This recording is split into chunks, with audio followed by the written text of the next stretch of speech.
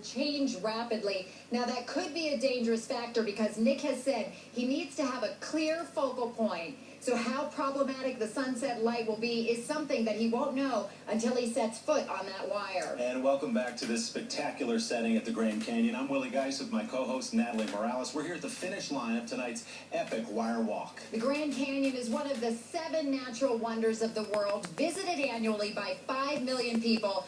This is a landscape of almost infinite beauty, but also a place of constant and potentially lethal dangers. The Grand Canyon, a place where adventurous souls have long tested their fate. The beauty, jaw-dropping. The scale, epic. But this sacred wonder is masked with danger, littered with hidden death zones, daunting and all-encompassing. We like to call the Grand Canyon a great equalizer. Sometimes the Grand Canyon will pretty much humble you. We have some very sheer cliffs that go down 300, 500, even 1,000 feet straight down. These jagged edges form a hazard for people if they're not paying attention. The Grand Canyon is located in northwest Arizona, millions of years in the making.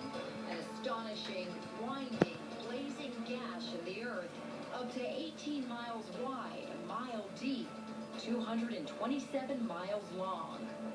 If you think about it, if there were an imaginary highway along the Colorado River and you drove along that highway at 70 miles an hour, it would still take you 4 hours to travel through the Grand Canyon. Within this boundless terrain, visitors face punishing conditions, lack of water, rapid climatic changes. If you're injured, there's only one way out. There are approximately 300 rescues in the Grand Canyon per year. There's an average of 13 deaths. The number one reason for accidents and deaths in Grand Canyon is unpreparedness. Even the most skilled person can get injured because there are so many elements outside their control.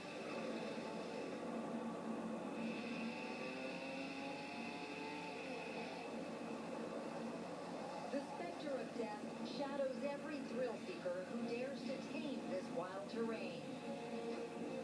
In 1999, Robbie Knievel cheats death when he jumps, crashing and breaking his leg. But some don't live to tell the tale. In December of 2012, a Norwegian base jumper becomes the latest adventurer to fall victim to the canyon.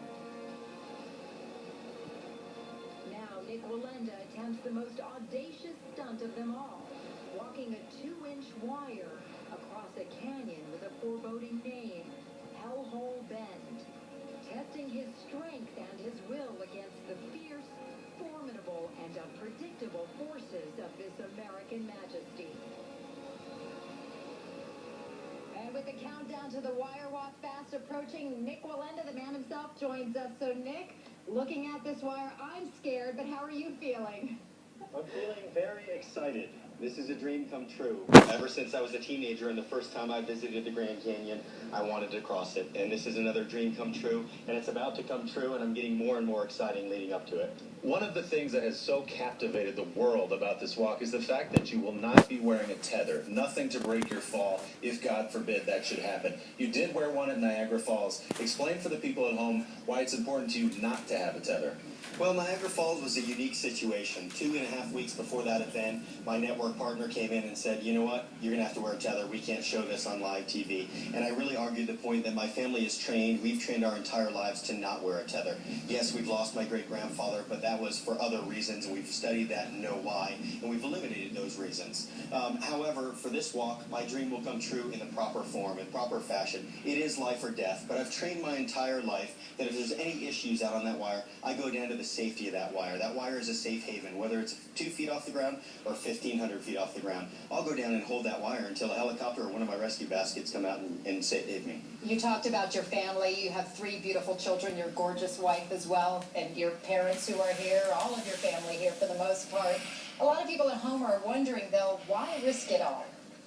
Well, you know, I'm carrying on a legacy. Over 200 years in my family. And again, if I thought I was going to lose my life on this wire today, I wouldn't be taking that first step. But I've trained very hard. I trained in my hometown of Sarasota, Florida, with 91-mile-an-hour winds. We haven't seen anything near that. You can question Jim if you're curious. I've trained in gusts of 45 to 55 miles an hour. Last week in my hometown of Sarasota, I trained with wind speeds at Tropical Storm Andrea, or during Tropical Storm Andrea, wind speeds of 52 miles per hour.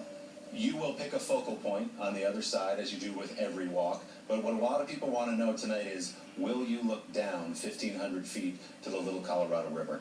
Oh, you know it. I'll be the only person in the world in the middle of that cable, and no one in the world will ever be in that spot. And you better believe I'm going to take advantage of that. Yeah, we should emphasize no tether, no net, no parachute. Just Nick on that wire. Nick Wallenda, best of luck. We'll see you on the other side right here at the finish. Good luck. This remarkable project was years in the making and presented unprecedented engineering challenges of physics, design, and construction. We're going to explain all that when we come back. But don't forget, right now at Discovery.com, you can go behind the scenes live. You'll see all the action at this gorgeous corner of the Grand Canyon with extra interviews and multi-camera views from some pretty jaw-dropping angles. And be sure to join the fun in the social universe, because right now, Skywire Live trending #1 on Twitter in America.